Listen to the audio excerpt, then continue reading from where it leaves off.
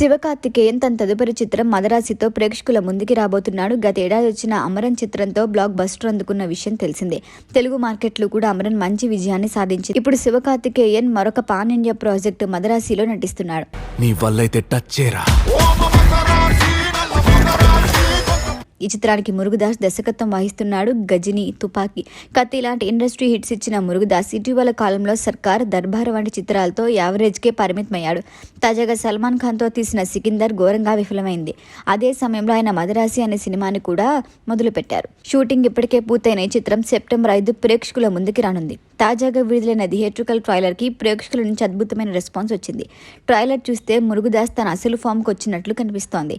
Action, emotion మిక్స్తో వచ్చిన ట్రైలర్లో కథా నేపథ్యం తమిళనాడు నగరానికి అక్రమ ఆయుధాలు ప్రవేశించడం, దానికి వ్యతిరేకంగా ఒక సాధారణ యువకుడు ఎలా పోరాడతాడు అన్నది స్పష్టమవుతోంది. హీరో క్యారెక్టర్ మానసికంగా ఏదో సమస్యతో బాధపడుతున్నట్లు ట్రైలర్లో హింట్లున్నాయి. ఇది చూసిన ప్రేక్షకులు గజనీ షేడ్స్ గుర్తు చేసుకుంటున్నారు. ఇందులో రుక్మిణి వసంతన్ హీరోయిన్గా నటించగా విద్యుత్ అజ్మల్ విలన్ పాత్రలో కనిపిస్తున్నారు. గత కొన్ని సంవత్సరాలుగా హీరో పాత్రలోనే కనిపించిన విద్యుత్ మళ్లీ విలన్గా మారటం ఆసక్తిగా మారింది. అలాగే మలయాళ స్టార్ బీజు మీనన్ ఒక కీలక పాత్రలో కనిపించబోతున్నాడు. ఈ సినిమా భారీ యాక్షన్ సన్నివేశాలతో కూడింది కావడంతో మురుగదాస్ తన పూర్తి కసితో రూపొందించిన ప్రాజెక్టుగా తెలుస్తోంది. ట్రైలర్ ఎలా ఉంటే సినిమా ఎలా ఉండబోతోంది అన్న ఆసక్తి పెరిగిపోయింది. ఈ సినిమా సక్సెస్ అయితే శివకార్తికేయన్ను స్టార్ హీరోల రేస్లో నిలబెట్టే అవకాశం ఉంది.